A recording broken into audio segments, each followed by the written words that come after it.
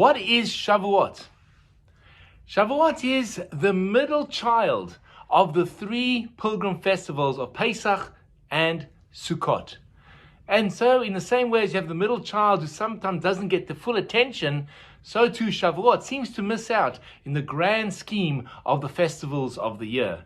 But yet, when we look at Shavuot, we realize that really it is the meat in the sandwich, the most important of the three festivals, because Shavuot itself celebrates the giving of the Torah at Mount Sinai, the revelation, the only time in the entire history of human memory, the only documented case in all of religion where God speaks to an entire nation when he gives the Torah, the 10 Commandments, on the foot of Mount Sinai. So let's dive into this festival of Shavuot and try and understand a little bit about the nature of this amazing festival. Shavuot starts 50 days after Pesach. The Torah tells us that you shall count on the second day of the Passover 49 days, known as the Sefirat HaOmer. And on the 50th day, it shall be a day of celebration. The Torah doesn't go into details exactly what happened on that day, and it focuses on the agricultural nature of the day. That is the start of the harvest festival, that you shall offering wheat and bring the first fruits to the temple, the Bikurim. And thus one of the names of the festival is called Chag Bikurim, the festival of the fruits. The main idea, however, of this festival historically was the giving of the Torah at Mount Sinai. But here's something fascinating. According to the Torah, the Hebrew date of this festival is actually a floating date. It just says 50 days after Pesach. And because of the way that the calendar is structured, Shavuot could fall on the 5th, the 6th, or the 7th of the Hebrew month of Sivan.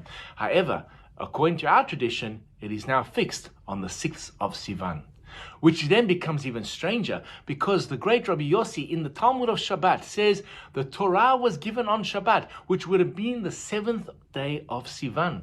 And in the diaspora, that's no problem because the 7th day of Sivan is the 2nd day of Shavuot. But in Israel, there's only one day of Shavuot. They actually miss that main event. And the question becomes then, how can you celebrate the giving of the Torah, this amazing event, when it's not even Shavuot? And why doesn't the Torah talk about it?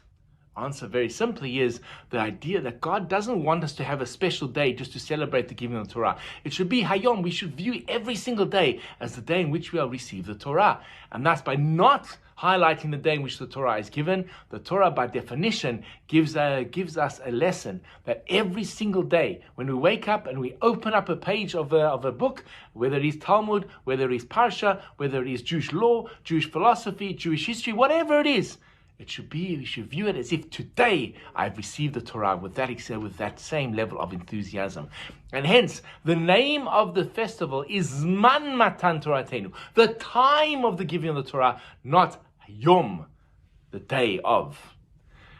What are the traditions of Shavuot? Well, there's a number of famous traditions. The first one relates to the idea of dairy, and this Shavuot is known as the dairy festival.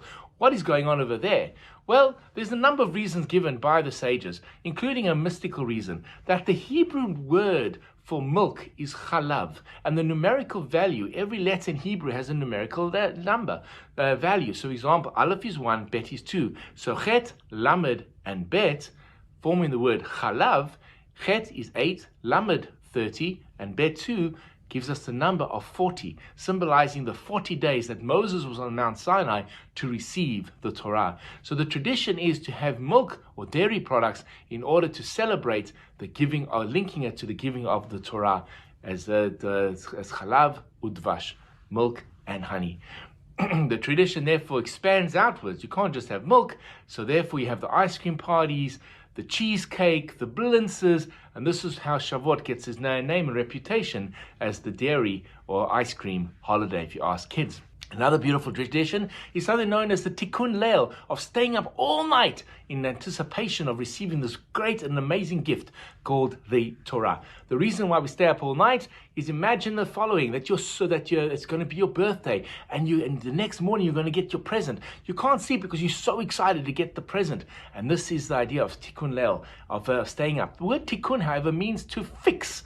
That for some reason there was a mistake. According to the Midrash, the Jews on the night of Shavuot actually overslept, and God had to wake them up in the morning. So the Jews said, from now on, we will correct this mistake by staying up all night in the study of Torah. So that is a wonderful tradition of staying up all night, drinking coffee, eating cheesecake, and learning Torah in anticipation of hearing the words of the giving of the Torah at Mount Sinai. The Torah reading itself on day number 1 actually focuses on that exact story.